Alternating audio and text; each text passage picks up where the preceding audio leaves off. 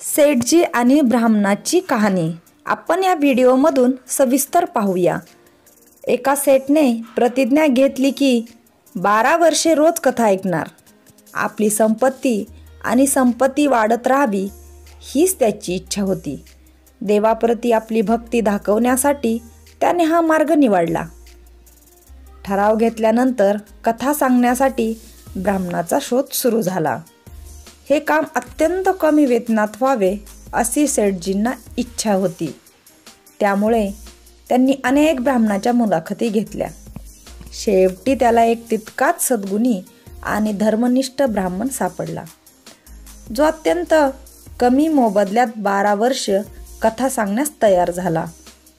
ब्राह्मण रोज ठरलेल्या वेळी यायचा आणि सेठजींना गोष्ट सांगायचा।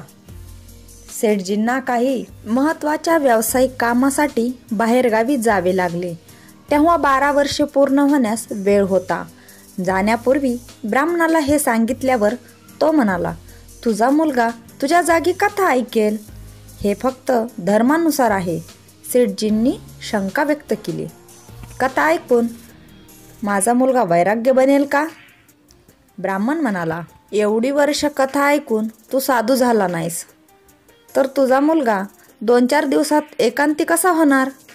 सेठजी म्हणाले, मी कथा ऐकत असे जेणेकरून मला धार्मिकतेचे पुण्य मिळावे, परंतु कथेच्या प्रभावाने मी एकांत होऊ नये।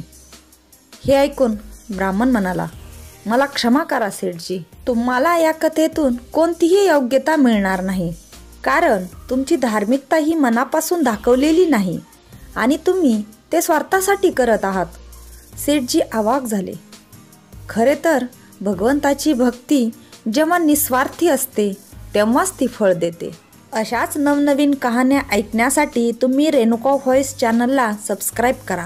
व्हिडिओला लाईक आणि शेअर करायला विसरू नका। धन्यवाद।